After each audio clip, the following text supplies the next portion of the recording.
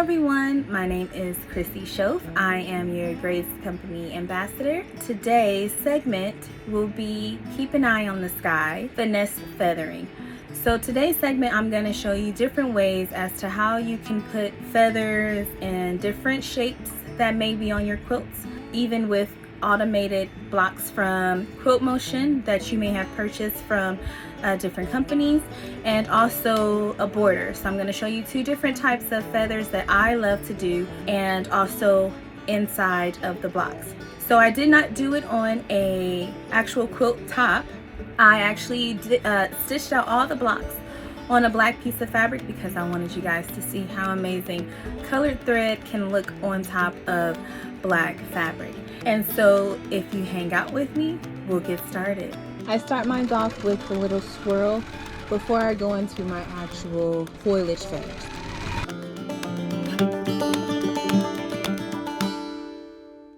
And so when I get to this space right here where it gets a little bit tight, I make a swirl.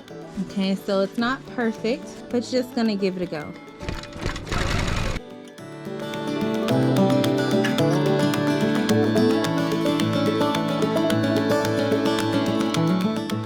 When you get to the edge like that, just kind of stretch that feather out as far as you can.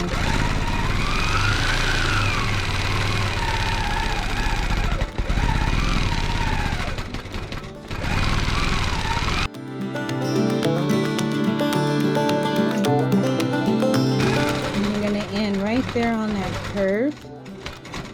And if you're not good at backtracking, just make a stop right there and start back on the top of your vine, back at your figure 8. All right, so when I get here, I am going to draw a swirl. And then after I draw that swirl, I'm gonna come back and then I'm gonna start my feather. I'm gonna bring it down.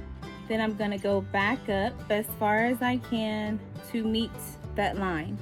And then I'm going to come down and then go back around, and then I'll just continue my feathers however, okay? And again, doesn't have to be perfect, doesn't have to be spot on.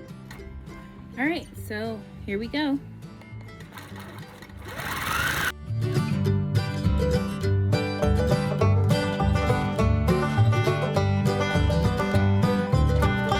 So I do something very interesting when I get to something like this and it's going down in this dip.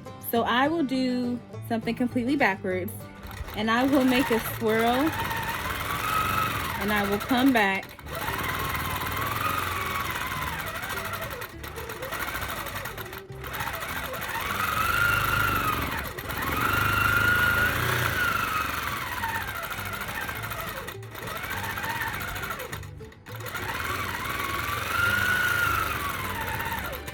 and finish my inside of it like that. So here is how the border would look meeting at the center of my quilt. And as we go down the side, then we'll do the same thing on this side. It'll just be longer and it won't meet in the middle of the border on this side. It'll just keep going all the way down, okay? So again, when I come back, I'm gonna start here, and I may start from the bottom or I may start from the top. All right, so for this side of the border, we're gonna do more organic. I was gonna do the circle, but I thought, yeah, we're gonna do something totally different. And so if I were doing this particular type of feathering, I may or I may not use a swirl in the middle, but maybe I will. So I'm gonna make my swirl a little bit not so straight. And this time what I'm going to do is I'm going to start from the bottom, the furthest it can go down.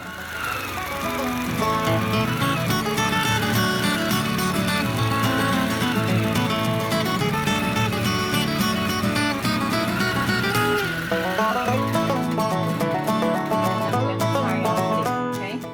So now that I drew my vine, which you can see is totally different from what I drew with my pencil, I'm going to go back in and just make a sketch of what I'm gonna try to quilt out. So since this is not a end, I'm gonna like do an invisible hook down here, and then I'm gonna go out and then I'm gonna start drawing. And then when I get down, again, this is starting one of those dips I'm going to come back down, I'm going to go out, and then I'm just going to continue drawing. Now all the time mine are not the, how I learned it was the bump feathers. A lot of times I will end up doing a swirl every few others. That's just personal preference. You don't have to do that. And again, there's one of my little dips, so I go back down and I draw.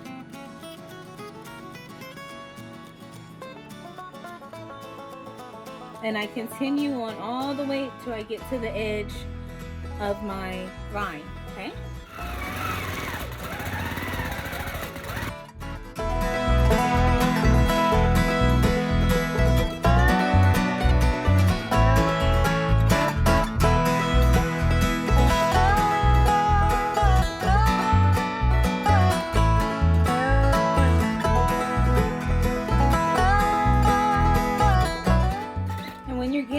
This side, you want to make sure that you get your thread as close as you can to where your invisible middle of your border is.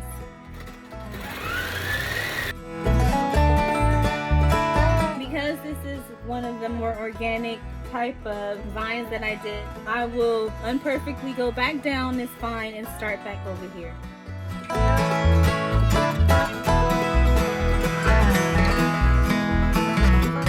Now that I'm at the bottom, I'll start the other way.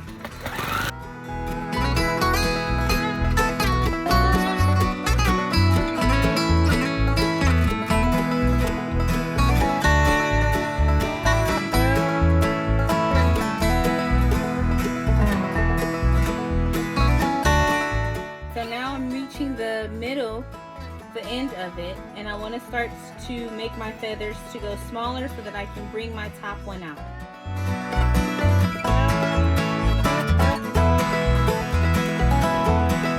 And there you have it. So this is the second type of feathers that I would utilize on a border. And these feathers, as well as the foilish feathers, can stretch. I've done borders that were 11 inches wide, and I used these type of feathers on that particular border for one, and then on the 10-inch one I used the foilish ones. As you can see, what I quilted out was not what I drew, but that's okay. Like I said, it's just a small guide. You don't have to follow it to exact T, okay? So this is how the feathers did. I went ahead, I also made it smaller going into that hook. Okay, I did 2 sets of small, and then I brought it back out to the larger ones. And as I got over here, I made sure that the feathers came out as close to the center as possible. And when I got back up to the top, I went a little bit small, okay? And then I hooked out and came back in and finished, all right? So this is the more traditional, or I'm not sure if they call it heirloom or traditional feathers. These are just my bump feathers, as I call them. So just remember to have fun whenever you're trying to do feathers. And this is how the two would meet if I were doing my quilt, to have my center feathers meet in the middle. Okay, so this is a block that I had stitched out through my QCT, and I'm going to add feathers to it, okay? So what I'm going to do is I'm going to start here, and then I'm just going to make a reference line of how my feathers are going to be inside of this petal, okay? And I'm going to use this particular edge over here as my vine.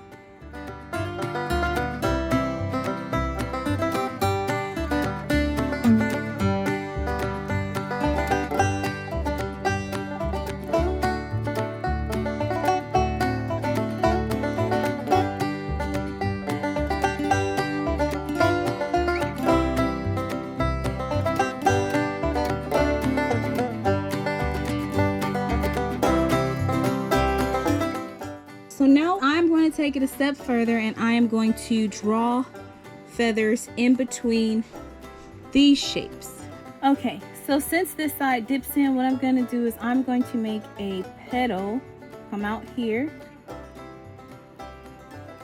and then I'm just going to continue on till I can get to my smallest feather, come back, do the same.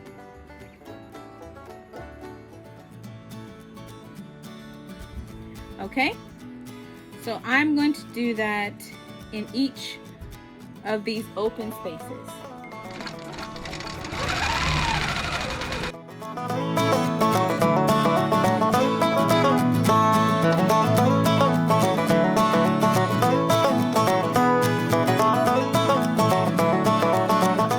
Okay, so this block I stitched out on my QCT. It's just a regular diamond. I centered it in the box. So what I did was I made each of these blocks 9 inches wide. So the center part of my quilt is 27 inches in the middle.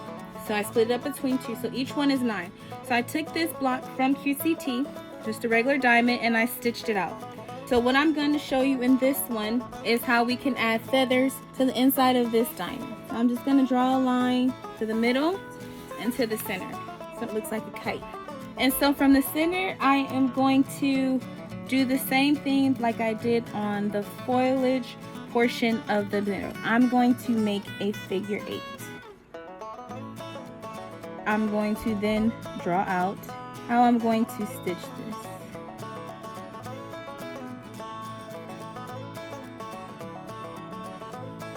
Okay, so that can either be 1, 2, or you can make it into 3. Right? So if you wanted to just make it into 2,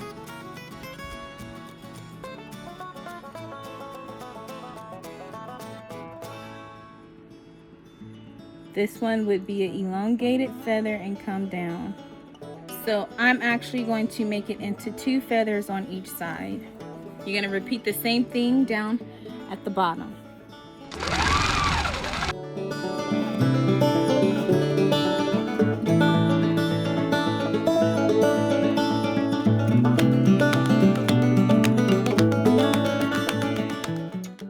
Alright, so this is the same diamond that I used on the previous diamond. What I did was I just turned it 45-degree angle and stitched it out on my QCT. So what I'm going to do is I'm going to find the center, draw a line just like I did before. This time, instead of the feathers going this way, I am going to go this way. So I'm going to again draw another figure 8. And then this time we're going to do regular, traditional, I guess you would call them feathers. I call them bump feathers. That's how I learned to remember them when my mentor taught me how to do feathers. Okay, and then you would go and then you would repeat it on the same side. Again, remember, it doesn't have to be perfect. You do not have to have your feathers directly stitched on this. This is just a guide to give you some type of picture as to what it is you're going to be doing when you get ready to quilt.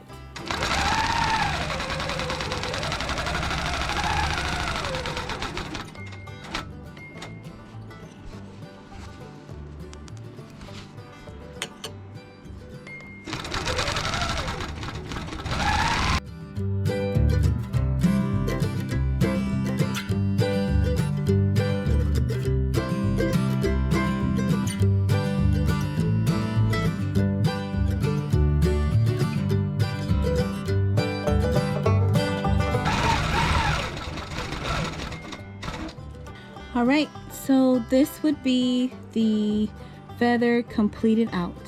All right, so this is another diamond that I purchased and I stitched it out, and this time I believe it's 13.5 inches wide because I wanted to make it elongated so that you can see the detail. And we're going to go ahead and draw a teardrop, and we're going to go ahead and go out. And we're going to keep doing that all the way down till we get to the tip. Then we're going to travel back up and we're going to do the same thing on this side.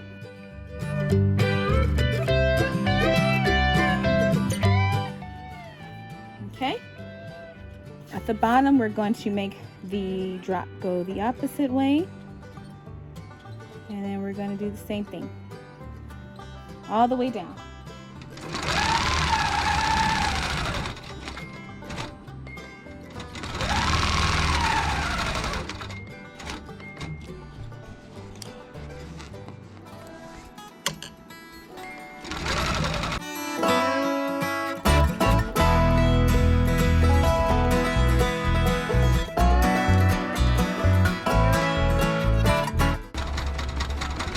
travel back up as slowly as I can to try and be straight. And then I'm going to continue on the other side.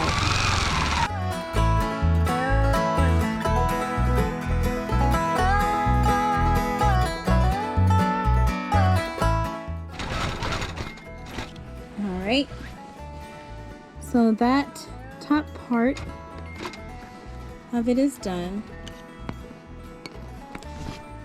Now I'm going to go ahead and travel down to the bottom.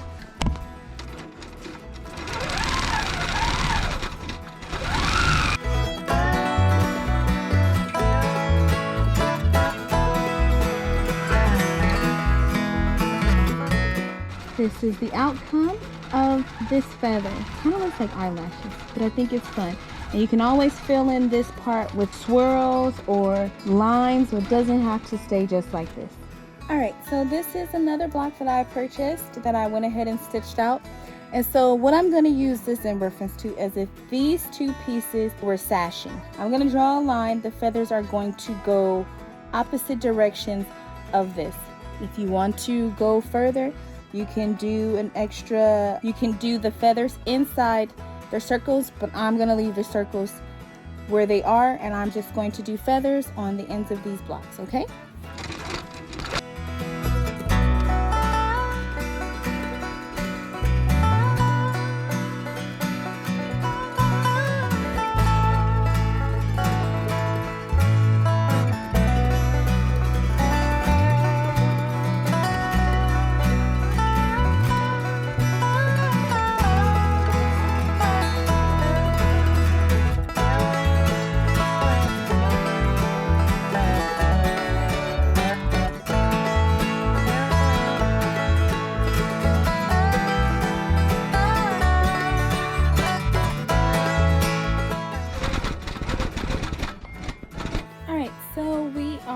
The last block of the quilt top, and what I did was I made two huge blocks. So I'm going to show you how I in the past have took a big space like this and filled it with a feather. So I'm going to do one, of course, of the foliage one and one of the traditional bump feathers. I made a huge vine, and so from here I'm just going to go in with my feathers all the way up till I fill it.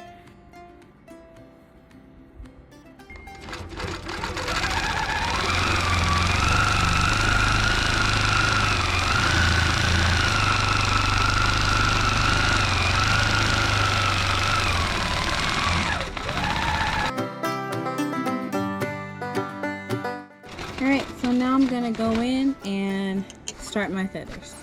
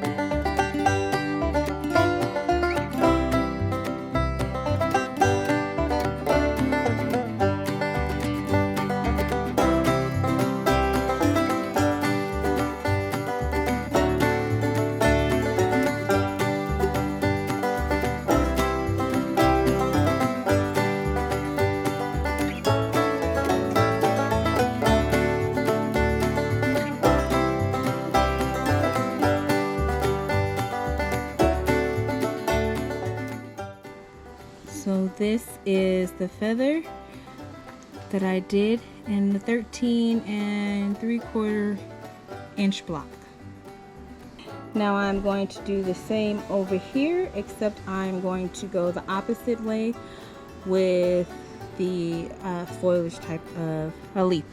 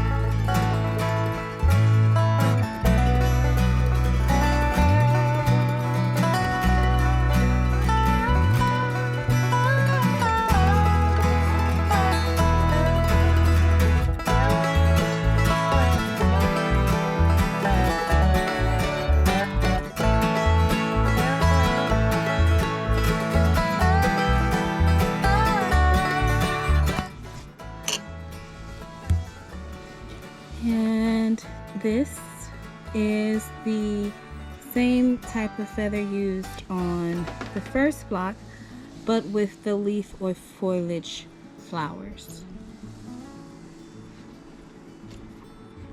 Alright, and this is now the bottom of the quilt.